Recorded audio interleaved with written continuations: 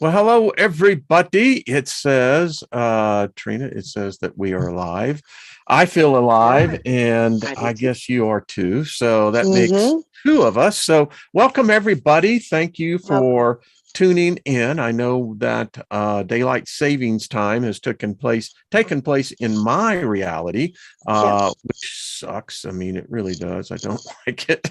I don't Right. find any need that we're not an agrarian society anymore, at least not in the way that they want to make us to be. But anyway, we just want to speak favor over you because if you're here, then you're here with Miss Trina and myself for a second look, and we welcome you. And we just favor means to be empowered to prosper. And thank you for tuning in. And hello, Soul Tribe. It is already filling up in here. So Yes, it is. Yes.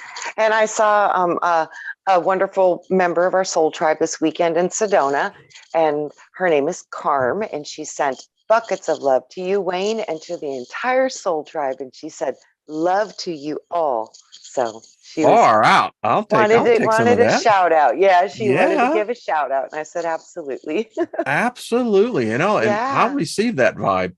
It's absolutely. if someone's going to send it, I'm going to be, the reciprocator Absolutely. of it. That's the way I look Big at it. hugs and big love. Oh, who's all Feel in it. here? Let's see. Isby, hello, Elderberry, Mina, how you Hi, doing? everyone. Jules, Lost in Space, Big Much love. Al, Joyce is here, Gaia, Truth Seeker, hello, Robert V, and let's see, David Castle. I think Heidi and Tony may be listening as well. Joe Sapien, Yay. Melissa, hello. So, Trina, how are you? You said you had a busy weekend. Hello, Deborah. Yes, Much I love to you, did. dear. Yep. It was great. Went to the Vortex too, and the Vortex at in Sedona this weekend was really very loving. I guess would be the best. It felt like the rock was a I love hand and it that. was cradling Positive me in it. energy, huh? Oh, it was wonderful. And it literally, when I put my spine down on the rock, it felt like a magnetic force like locked my spine into the rock. And it felt like a suction cup went on the base of my sacrum. And it was just like, whew. And then it felt like this embrace, like I was being held in a large, beautiful hand. It was just an amazing experience. And the others that were with us, they had profound eye-opening experiences as well. So it was beautiful, wonderful. Interesting. And it's interesting because when we bring out the fact that, it's the individual that it makes it real. Yeah. Other people, believe it or not, it's really immaterial. It's really for Yes. yourself. Absolutely. Nothing's real Mm. till you feel it. So yeah. Yeah, boy. And that kind of brings up, I thought today because, I really see our day and age, our time. We truly are on the precipice of either going in complete annihilation or, as the 60s brought forth, peace, love, and no war. And I see that vibration growing because, there is, as one, and as I say all the time over on the Steiger Perspective, and please hold on, folks, I'm going to show you something here in a second. That there's a train wreck in progress. It's not going to happen. It is happening. And I think attitude is really going to be, and they've proven this with people who have survived the Holocaust, prisoners of war, torture, that individuals that succumbed to that were the ones who really basically took in the negative vibe, the energy from it. Those who had the positive attitude, and it didn't lessen the impact any, but No. they had the ability to rise above it. Do you know what I mean? Absolutely. That's the spirit part of us. The Yeah. ones that are connected to spirit will have intuition to stay out of harm's way. They will have optimism and forthright to know which way to go, what to Mm-hmm. do, what to purchase, what to supply, what to have, what you might need.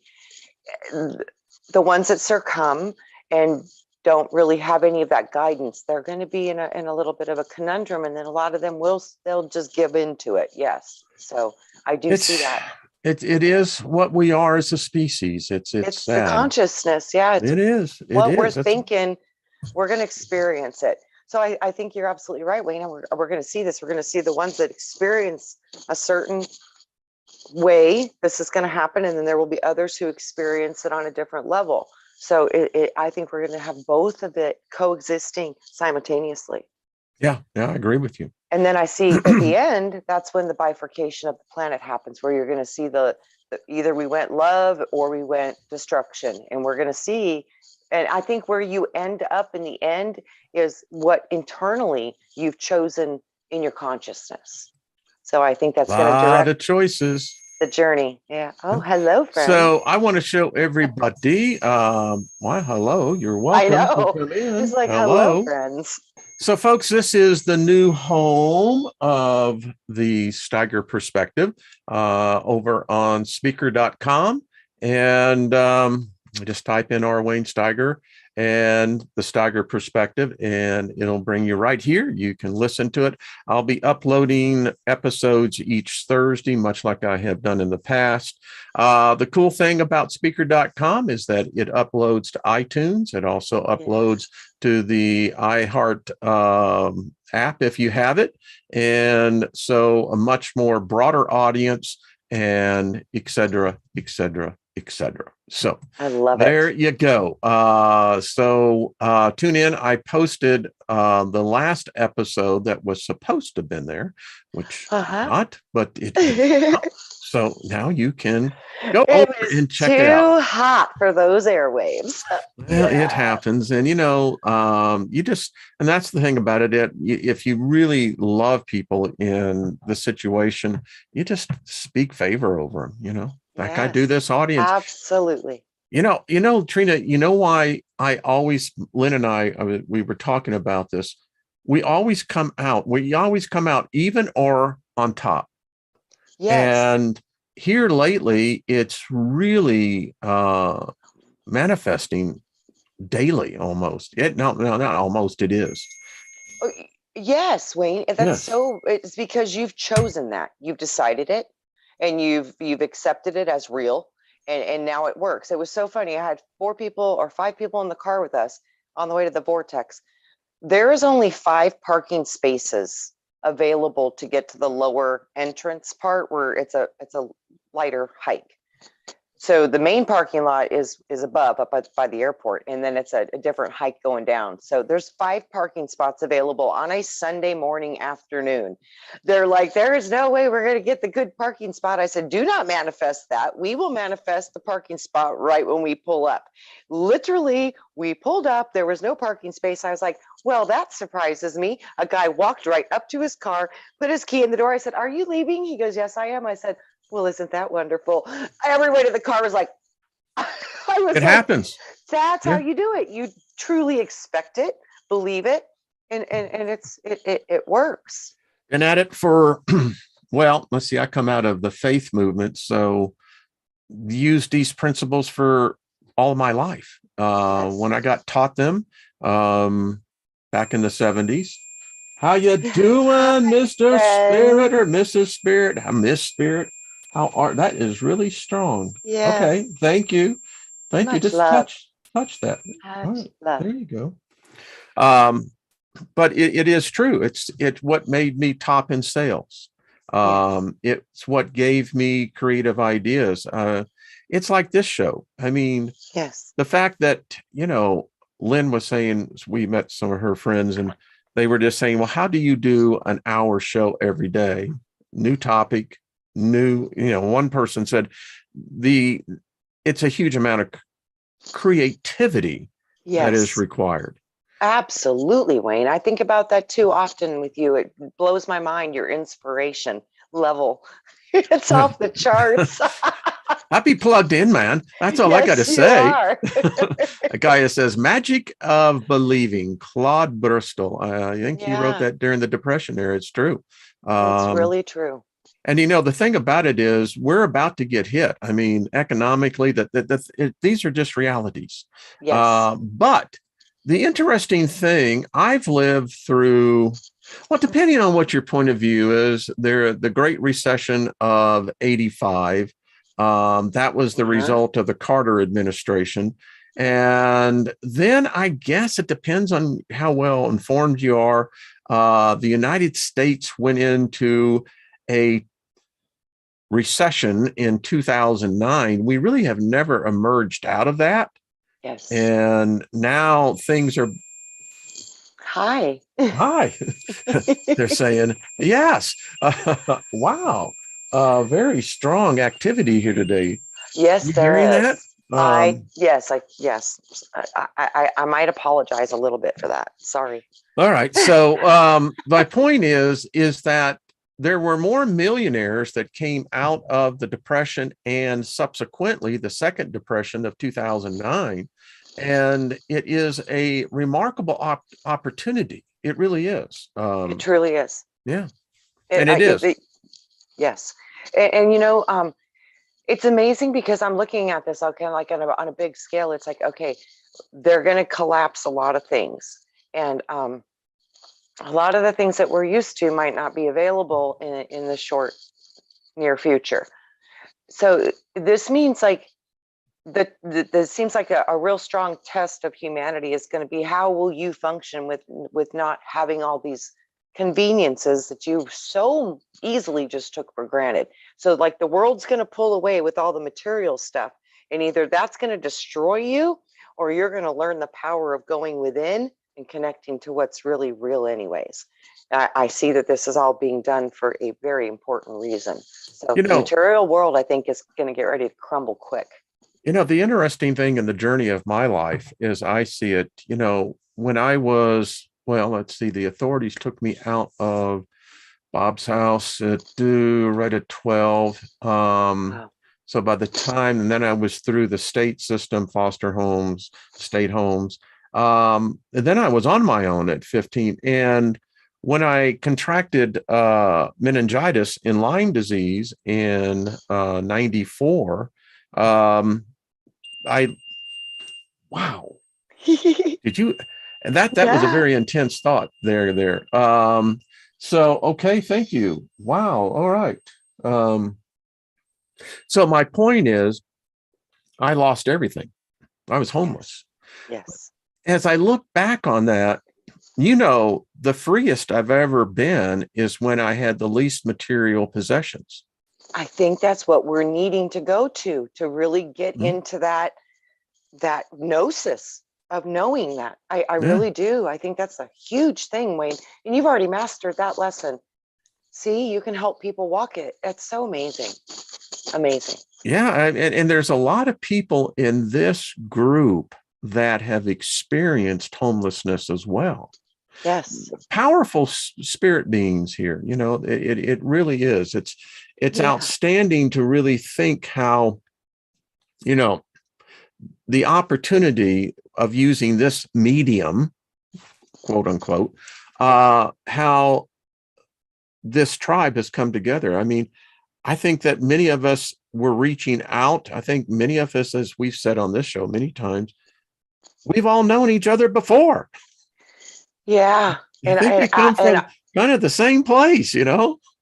I do too. And like I said, I had an emptiness in my soul from not knowing this soul tribe. And you guys have literally put something back in my heart that I knew was missing.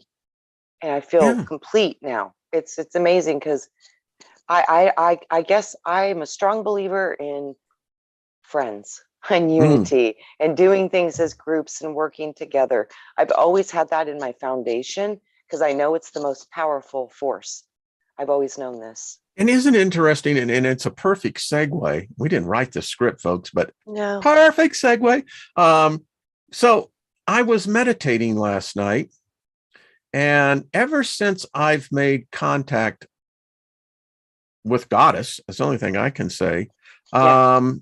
This lingering thought is always back in the back of my mind is unconditional love.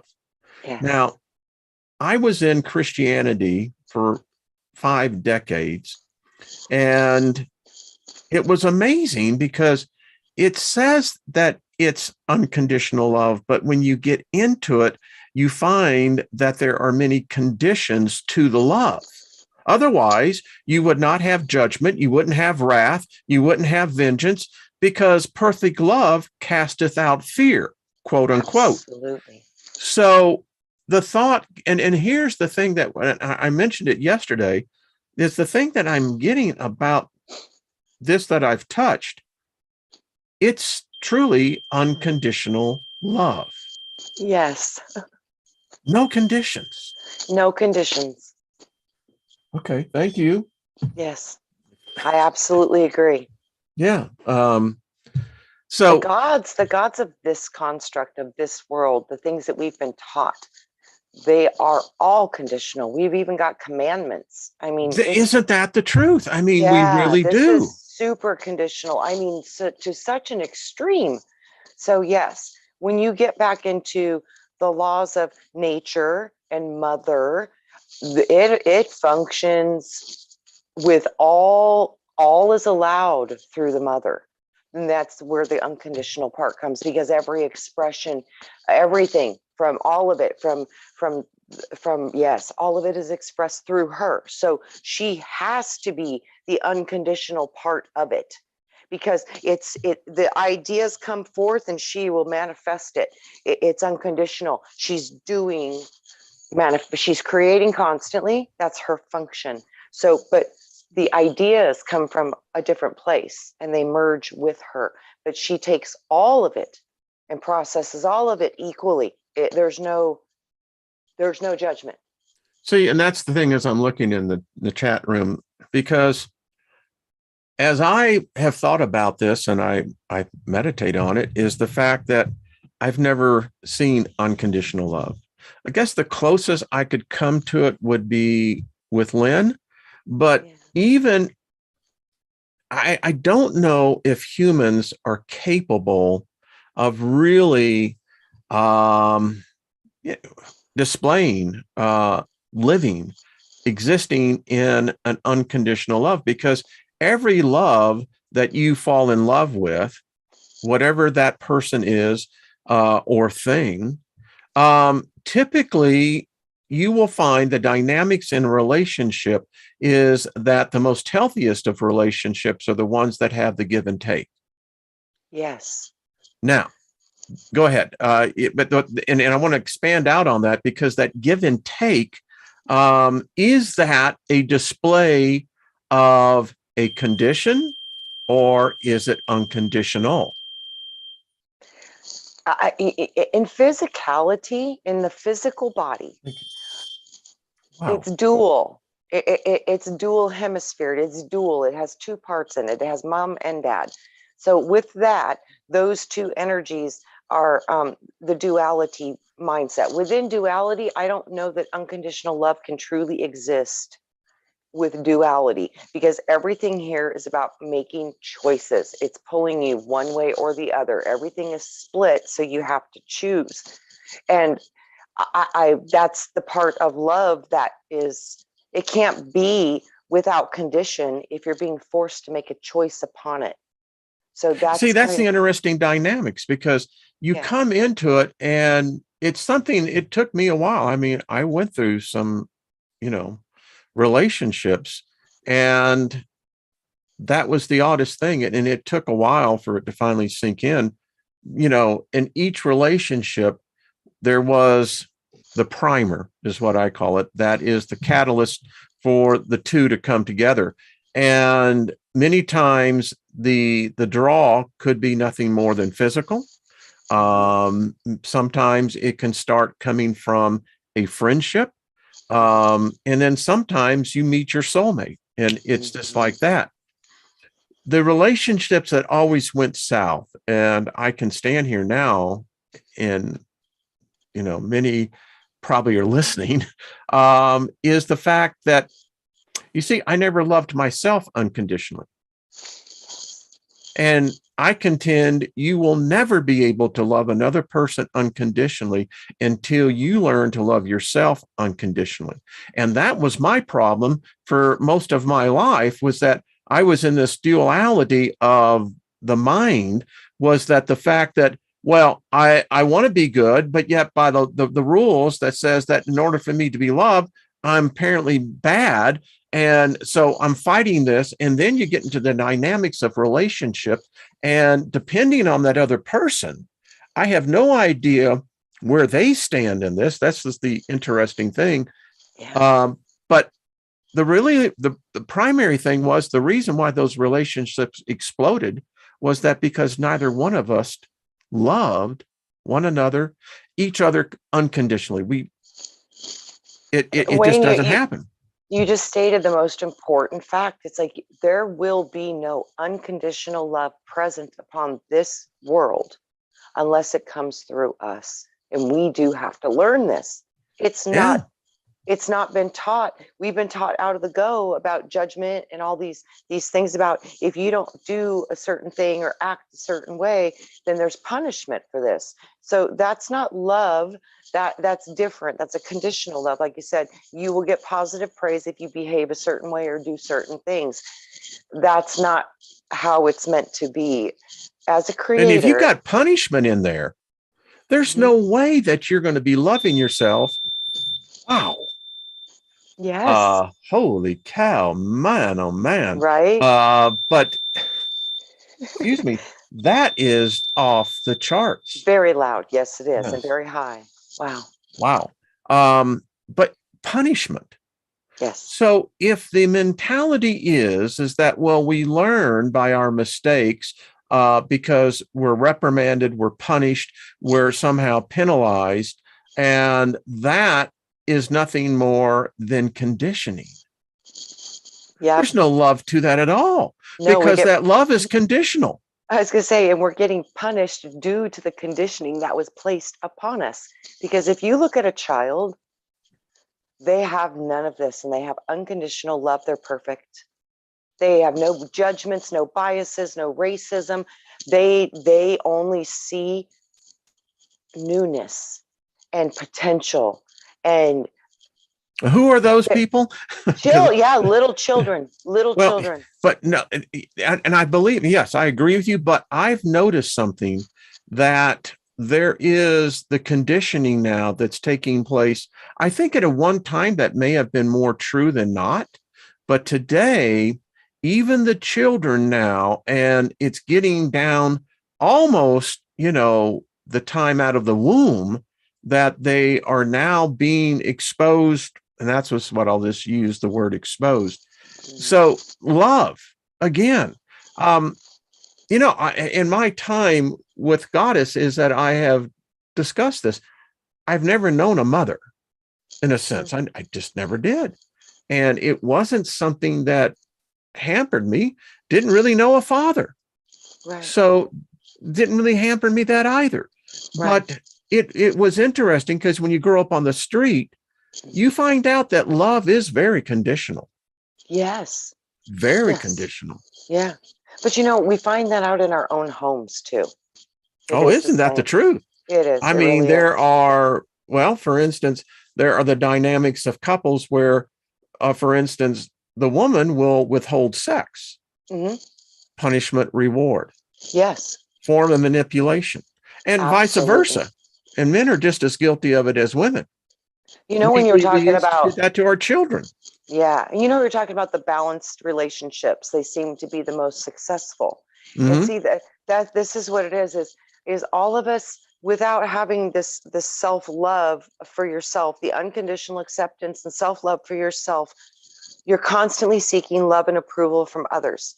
So when you love your partner or your spouse, you're drawing that love, the approval, and they love you, and so you're feeding off of that energy. And most people are not aware of it, but you can see this. There's an energy dynamic going between us. When people argue, there's different dynamics of energy. When people love, there's different dynamics of energy. When you look at these exchanges, this is the truth. When you're talking about the balanced couples, this is the key, is because they have enough love within themselves to love and care and support for the ones that they love. And then the ones that they love, when they're balanced, because they're receiving what they need, they're sending you the love that you need. And there's a balanced energy exchange between the hearts. But when it gets out of balance and manipulation starts playing in this whole energy exchange, usually there's always a dominant force within the relationship.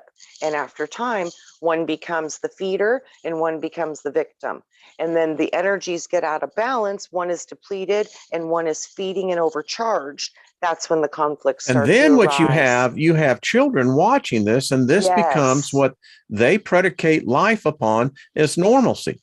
Yes. You have those people who look at materialism. They only feel good about themselves if they're buying something. Yes. And, you know, women are primarily in that category, but you know, men are right there as well. It's just not as that pronounced. Then you have, like with myself, since I really didn't know in a sense of what the emotional side of love is, because it just was not presented that way. So I entered into, you know, the mainstream of life, of my life, where I equated, you know, the physicality to the quality of what love was. Yes. And, you know, the mistrust that I had instinctively, because that's what I was exposed to, was buried deep within that. It was never wanting to broach the seriousness of what we would call the inner sanctum.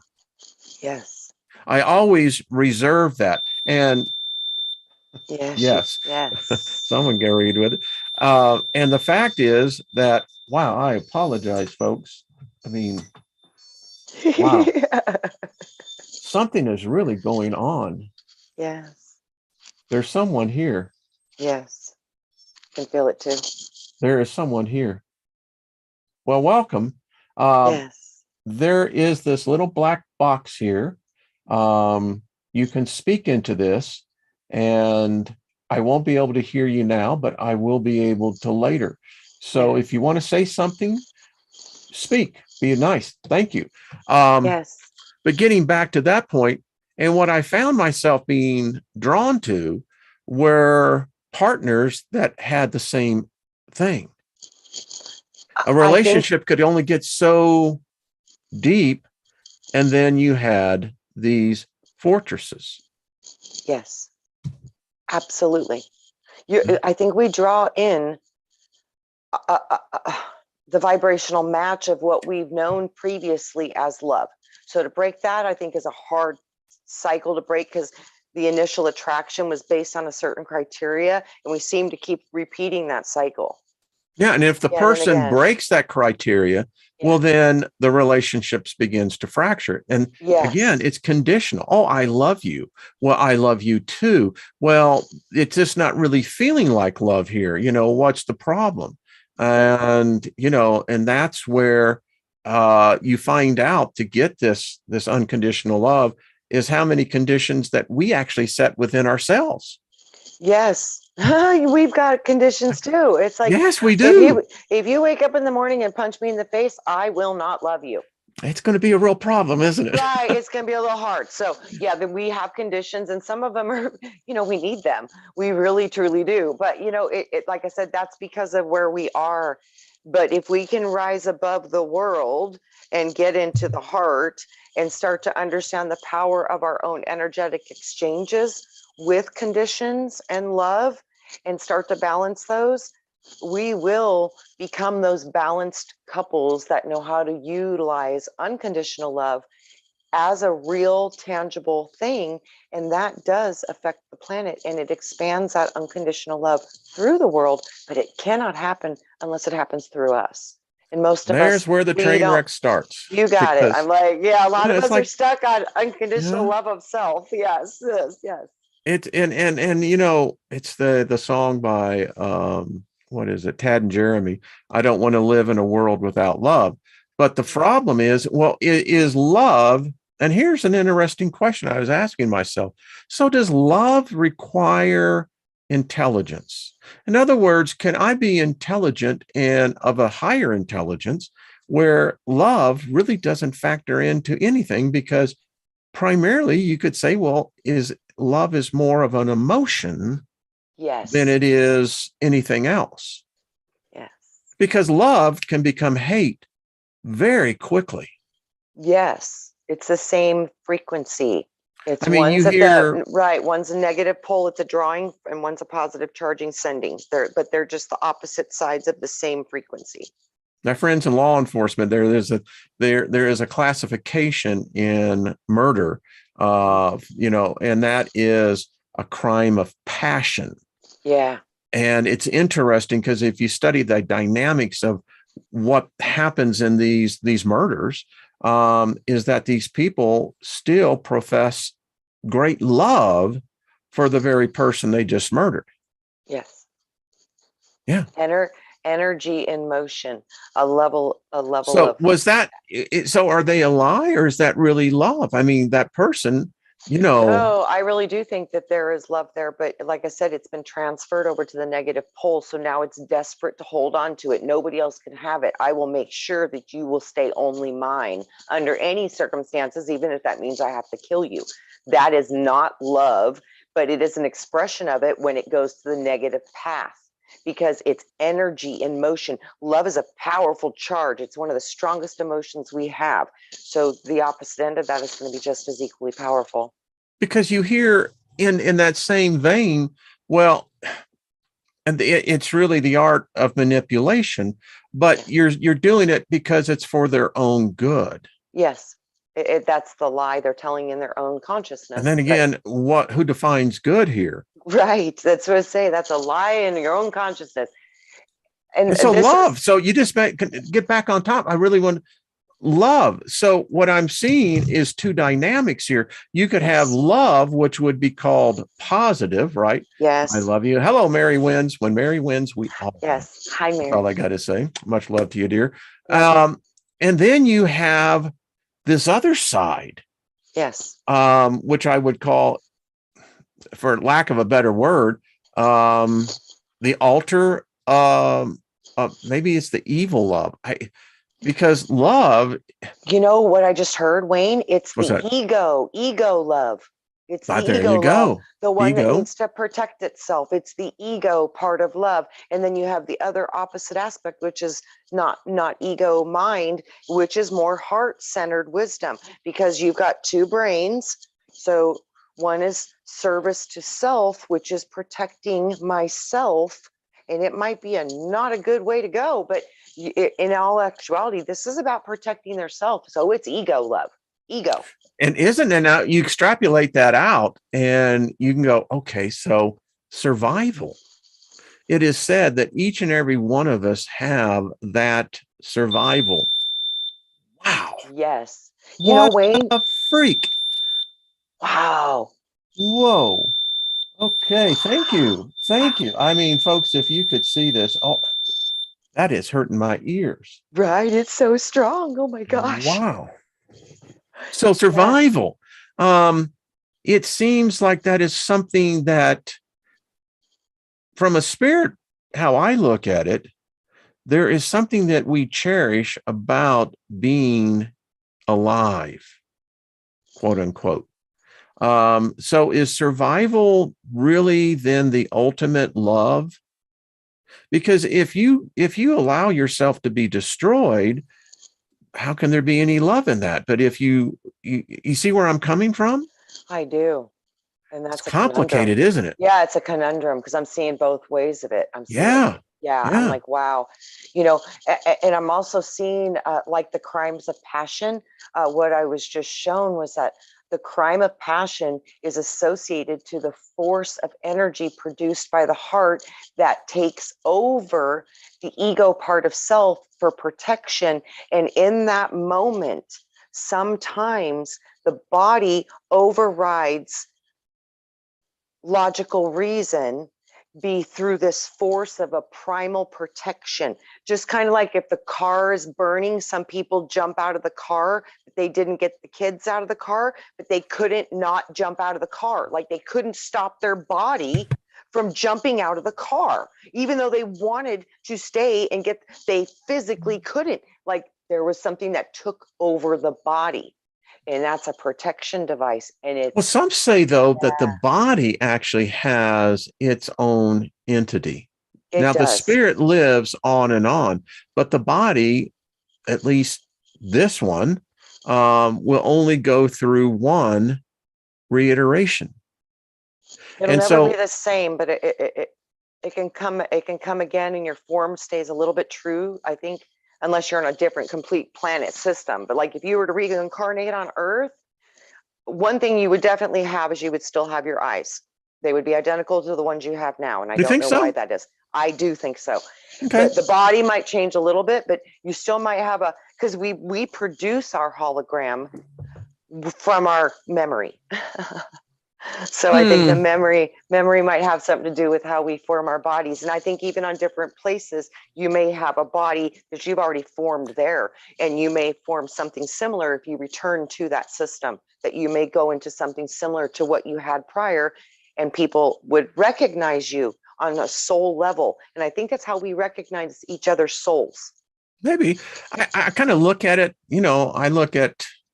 I've, in my time, women always seem to find more things to find wrong with their bodies than, and I'm going, well, if we planned all this, then what the hell happened in the translation? But my point is, I don't know. I mean, I look at this because I'm just I'm not convinced about, I don't know, this reincarnation thing. The way I look at it is that I don't know, maybe when I get over on the other side, I'll deliver my thesis to the council and say, this is screwed up, man, because why are we really coming back in here? I mean, I read one paper recently from an individual, Swami, who was countering the reincarnation thought and saying that if in fact man is endowed with a spirit that is somehow merged to the physical, then to say that the spirit is going to be taught a lesson through the physical, through a reincarnation process, shows that within itself that the process is flawed. Would not a spirit be more advanced to say, all right, I had this life, now I'm going to another planet. I'm going to Trina's planet. This is so crazy, Wayne. I just saw that like we give birth to ourselves. Like they talk about how the God produced itself with its own image. I literally just saw that we gave birth to ourselves, and we're raising a part of ourselves that's separate from the spirit so it can experience all these things. But the spirit's never touched, but you're creating a soul. The soul has the memory of experiences, but it's not perfect because it doesn't have the wisdom of the spirit. It's like a baby, like you're raising a child and educating it, training it and teaching it, but it's yours. It's yours, like a doppelganger. What if that is the purpose of that? Might be. The spirit is, in fact, the only thing that is eternal, immortal. Right. Yeah, this is interesting because, it is said that upon our death, we marvel at that which we created. Your friend, Randy's father, who marveled at the collective consciousness that he created. Yeah, the web of consciousness. And so his spirit was independent of that. Yes. But his soul was very much attached to it. And marveled by it, what it had created. And it was through that, it was through the soul.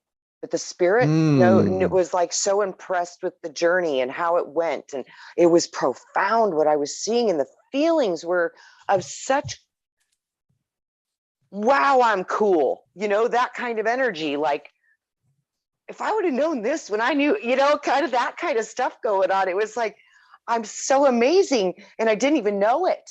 And I was creating all of this with this part of myself that it was profound what I was seeing and sensing. So yeah, I wonder if our spirit creates our soul, and that is. I just asked myself this question. I said, how many souls have I created? Yeah, I want to know that too. I'm wondering, Wayne. I'm wondering. That's a question I have. Wow. I do too. Yeah. But then this would make sense. I mean, would not our soul be the image of what we are?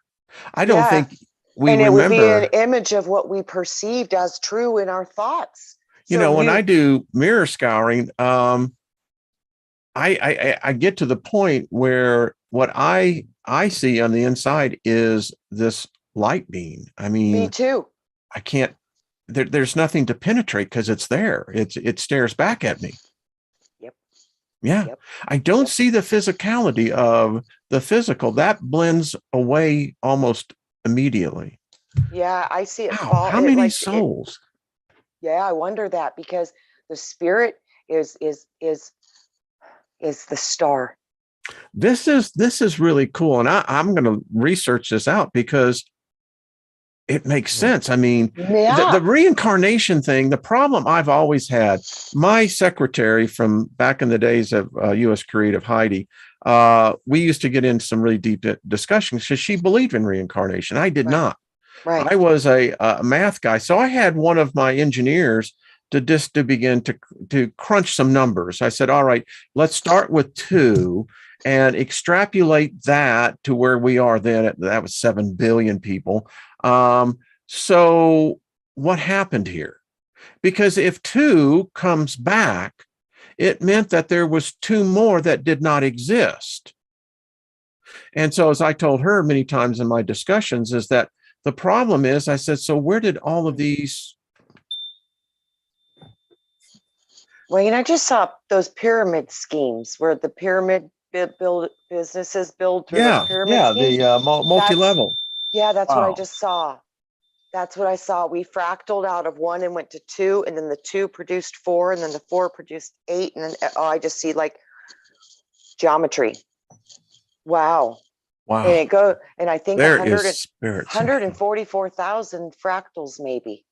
Yeah, but then that's still it. But see, then again, it says, okay, so what if we're really coming into, this fact that we come into this realm to create us? Yeah. I think that's it. I mean, it's fascinating when you think about it. I know, right? I'm like, wow, what if? Well, they say that the Wow. Jesus cat said, well, did I not say that you are gods yourself? Yeah. And what does a God do? It seems like Creates. it seems like it creates, right? Yeah, it creates. I don't know. Yeah. I think we do. I really I do do. too. I do too. Yeah. It's like, I do wow, too. this is Yeah. interesting because Yes. so then it gets back to, all right, spirit realm. Mhm. If that's where we come from, if that is our point of origin, so is this thing called love? Does it actually exist? Because it blows my mind at least when I get into the spirit realm, because it seems like the spirit realm is ruled by duality as well. Otherwise, what would be the purpose of an angel? What would be the purpose of a demon? It seems like they're living a hell because it seems like their mission never changes, which to me would be hell. Yes, trapped in your own consciousness in a loop. I see the loops. So if you're an and angel yeah. like the Gabriel, I Mhm. mean, how you really got screwed, dude, because you got the short end of the stick that smells, because you never advance. Yep. And think about it. Love, if you reverse love, evil, evolution. See, so if you don't get the lesson and you don't learn love, you can't evolve. That might be part of it. And that's the thing that I get into when I get into I love my meditation sessions, because it takes me to a place that I'm considering these things. And maybe it's just the Boy Scout in me that says, always be prepared. So I look at this and I go, okay, if these angels exist, if I'm only here for less than 100 years, that's a very short period of time. It's less than the blink of an eye. But yet they never, if there's a thing called ascension, they got screwed because it doesn't appear that they're ascending anywhere. Mm-hmm. Trina, and this is what comes part of the trap. Okay, Lucifer, demons, angels, Muhammad, Kali, all the different names we're dealing with here, right? Mm-hmm. It seems like they're not advancing. Yeah, I always see this other Bible, right? I mean, the Bible hasn't changed since they wrote that spell book. Well, and that comes from older text. which is Mm-hmm. the foundation of that text. So it's older than the older of the Bible. It's way old. So it means way, that there's way been no old. change. No. We're caught in this stasis. I think we've been in a very dark cycle of where the draconians somehow took over the system. I've seen this so many times that I think that actually, I don't think reincarnation was intended to do what it's doing now. I think reincarnation was that you could come back and develop your soul through these lifetimes as much as you wanted, as many times as you wanted, but you would never lose any of the wisdom. Like and I think it kind of, some of it is stuck with us. Like, we're on this level of consciousness. This would not be if we hadn't gained it or earned it in other experiences. Okay, I'm going to be Somehow the think advocate that. here, coming Okay. on the debate, because all right, you come into this realm because of something that happened to you in your childhood, and now you are a serial killer. Yeah. You seek out men of a particular genre, etc. Yep. But you're very well adaptive to that. Mm-hmm. So are you telling me that was your mission, or that's what the evolution of your spirit in past lives evolved to commit murder in this one? I mean, you see, I don't think so, Wayne. I don't. But what I think is look what happens to people when they're possessed. Look what happens. Possessed of what? Then you see, then the That's debate. what I'm thinking. I think that they found ways through technology to insert things into the human species that was not intended to be there. So I think something happened. Then where does that responsibility lie then? I mean, because then it says that if that's truly the case, and if the body can be in taken over, then it really ranks us down to nothing more than animals. Yes, and I think a lot of that's true, but look at you. I would love to see the one that tries to do that to you. I would love to see what would happen with that, because it won't, because you know not to allow it. You ever wake up where you have your fist and it's bruised? Yeah, I've woke up with battles. Because there have been some battles here of lately that, and Lynn has seen this, but deep sleep. So I am in a place, but yeah, I don't know, because you see. Wait, Randy says I'm doing it too right now. He says I'm in my, and all of a sudden my legs start moving and he's like, whoa. And he gets away from me and I'm like, oh, no. I was like, yeah, you think, So I'm verbalizing. I'm like, oh no, it is not going down like that. Look, I'm fighting. Yeah, well, I'm arguing. I'm literally, and he's like, whoo, he's like, yeah, clear the room. I was like, oh, sorry. I don't remember any of it. Deep sleep. So yeah. So it really gets into this thing, that I mean, if there is these other alien races, and then it implies that humanity is nothing more than a bad experiment. Could be. It really could be, Wayne. I've really contemplated that deeply, and it's very possible. Or it could be that everything was okay, but then somehow we got infected by like a mind virus or a parasite. So, I see that, and then the worm that shall not die, and now we're part of that worm. So that could have been a parasitic infection. I mean, it could be a whole spectrum of different things. A comet could have come in, and it could have had some very harmful things from a different system, and it infected the human species. There's so many things that I see could have potentially done this. So I think the organic reincarnation cycles and the organic processes of the planet, somehow they got it interfered with or affected or sick or something. So, and now we're experiencing all this different stuff. But the funniest part is that was the part that I'm like, why would you let this happen? This is not okay. The response I got was laughter. And it was like, if you could only remember how powerful you are, you would understand that the challenges that only came through your ability to challenge those challenges. So in all actuality, somehow we brought this in because we knew we could deal with it. We knew we could fix it. And it seems impossible, but it's not. So I think that's the greatest thing. Through the consciousness of your own evolution of understanding your spiritual power, you will transform your soul, and the soul will do amazing things and heal, and its potential is unlimited. But you don't get that until you realize it and activate it. So we're creating. Remember in the Bible, Wayne, it says that the angels were created above the humans, but then the humans would become above the angels. Actually, you're talking about Something like that. Hebrews 2:14. It says, "Did I not say unto you that you were created above the angels, There but you the go. angels have rule at the moment." So, yeah, So I Gaia, wonder, have fun with the horses, dear. I wonder Love you, if that dear. spirit, if the spirit part of us might be an angelic energy entity, and it created the soul and the soul experiences and the physical. That's what I'm kind of seeing with that. So I'm really trying to contemplate that. There's a lot of people who really truly believe, and they use the word angel, fallen angel. I think a better term may be prisoner of war. I see angles of light, going through prisms. But see, they're going through a prism. There's a prism that's emanating. Well, a prison light. is this. You take it, extrapolate that, becomes a prison.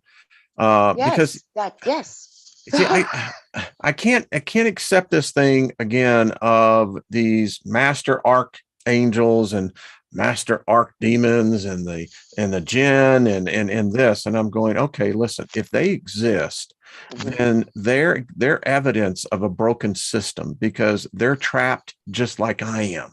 That's what I was contemplating very seriously. Yeah. So that would make me a prisoner of war more than anything else. Yes. Would that be the case? I mean, that's what all these holy books say, that there is this heavenly, galactic, cosmic battle. Yep. Well, if that is true, and if the physical is the density of the lower realms, then I'm a prisoner of war. Right. I had to have fought in this, otherwise I wouldn't be here. Yes. And now I'm talking to the other prisoners of war, trying to tell them, hey, we got to get together here, folks. This is not what it's really like. This is not what they're showing us. 100 years is nothing. Is that our sentence? Do some get out earlier, and some, as the oldest woman who recently died in Russia said, she says, this has been hell. Yes. They ask her about long life. She says it's a curse. Yes. Oh, I would agree. So with that, hey, Darlene, how you doing, love? When you were saying that, Wayne, how they kept talking about cracking the glass ceiling. So I literally, what does the glass do? It reflects the light back down. What if right? that's the prism? That's what I just saw. That's what I just saw. Yeah. It's like they kept talking about cracking the glass ceiling. Oh, because they're trying to get out, Wayne. Oh my gosh, they're trying to get out. Oh my gosh. Wow. Yeah. Something jacked up here, as they would say. Yeah, right. Because it's odd, because the whole thing, the construct is, again, it's this choices. I either choose this one or I choose that one. Why? A prisoner is forced to make a choice. Yes. A free sovereign being is not. Yes. Yes. Maybe I'm wrong, but no, but I say the consciousness that knows that difference will avoid you from making choices that might harm you, because you won't make the choice. And that's what we're being forced to do with every aspect of our existence, is pick between this and this, right or wrong, hot or cold, sweet or sour, salty. Everything is about choosing. When we can just kind of like go with the flow and let it all be. Hey, that's what the hippies tried to do. And apparently it's so freaked out the spirit realm. It was like, holy crap, look what's happening. And then, of course, they had to go and screw it up. But, when it first started out, it was really cool. I lived in a couple of communes, and they always started out good. They always ended up bad. Because I think that was the rebirthing of the divine feminine energies getting brought back to the planet. But there are many, many entities that do not want this to happen. So they destroy them from the inside out when they identify the people working on this type of wisdom. And they come and they work from the inside out to destroy the group. So I think this has been done for thousands of years to suppress the divine feminine powers. You said once, and I quote, because I think we have both had a mental image, and I know a number of other people, that when we came in here, we were forced.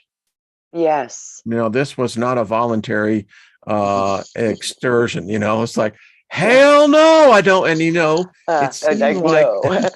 and it seemed like they overruled us, that they forced us into this thing. Yeah. I mean, how many people have we talked to that say, I don't belong here? And right. I know what you're talking about. I do too. Yeah. I do too. I do too. But I wonder how many of us, and that's that kind of that thing of understanding unconditional love. Yeah. If we truly are captured prisoners of war, they've done everything they could and can to separate us. Yes. There is an answer staring humanity right in the face. Yes. Because the day that we do unite, unconditionally, game over. Instantly. Yep. And remember, I told you the Lord would always tell me, when you guys realize what you are, stop buying the lie and be what you are, which is we're all consciousness existing in the same planet, and it's being controlled and ruined by dark forces that do not care if they destroy it, because they'd rather have control of your soul than give you a place to live. They created this to begin with. They're going to create another one. Bingo. What if they already have? I think they already have. I've seen them, so I know. I think they've stolen our essences through these Black Mirror devices that we call the metaverse, right? The copies, Wayne, but copies, there you go. They break down after time, and this is what's happening. They've made too many copies, and now we've got all these broken things. Because eventually the gene begins to collapse. You can't make a replica of a replica. I mean, bingo.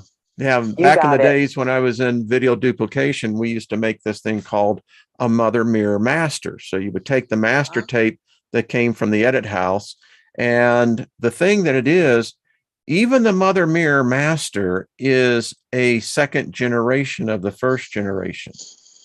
And there's a degradation that takes place each time you do a duplication. So you're spot on.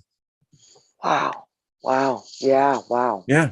I mean, it's the same thing, for instance, with the British royalty. Many royal families is the incest.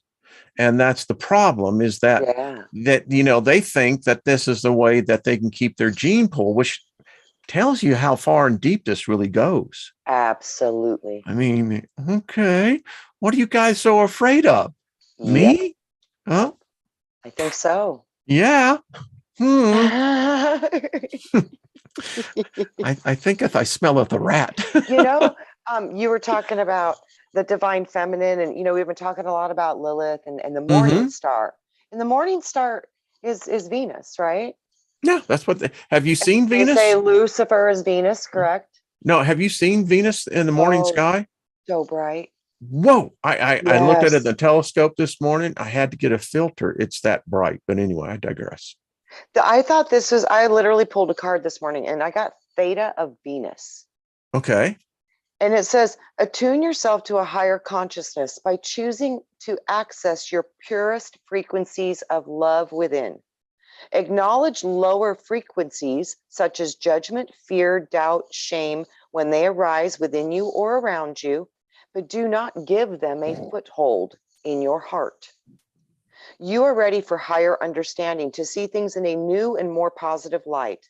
Allow your inner knowing to guide you on a unique, beautiful, and highly spiritual life path. Venus is our morning star and evening star, the stellar goddess and guardian of transitional awareness and higher consciousness. Mm-hmm. Yeah. I love it. Of the heart. She is the way shower of light and fifth dimensional reality, also known as unity consciousness. We're getting there. Yeah. Venus is also in a different spot in the sky. Yeah. There's a lot that's different in that sky. And it talks about the sons and the daughters of Venus. I wonder if this is where we hail from, my friend. I don't know. There is the story of our ancestors who saw Venus come in as a comet. Yeah. And it says Still that has we the exist. attributes of a comet. Yeah. And we exist among our earthly brothers and sisters. Well, Interesting. this has been a great show. It got really quiet now. Wow, that Yeah. there was some really heavy activity this early in the show, Trina. Yes, Wow. there was. There was definitely somebody getting excited about whatever we were talking about. Well, if it's in here, so I download these files to listen, and I swear I got something last week, but it's, I'm buying some new software so I can begin to isolate this on Wonderful. the different channels. So wow, I can't wait to hear what you capture, Wayne. I know you're going to figure this out. It's going to be very profound. It's going to be I very believe profound. it is. I do too. Holy crap, I man. just got the chills up and down my whole body. So boy, that's like, wow. Oh yeah. Holy moly. Well, oh my God, they won't stop. See, Whoa. That's what I'm talking about now. Whoa. Whoa. It was so funny too. One of the first things I grabbed this morning was it's called an aura crystal, and it's in the shape of a pyramid. All right, dancer. Ooh, I like that. Hold on, dancer. Isn't that beautiful?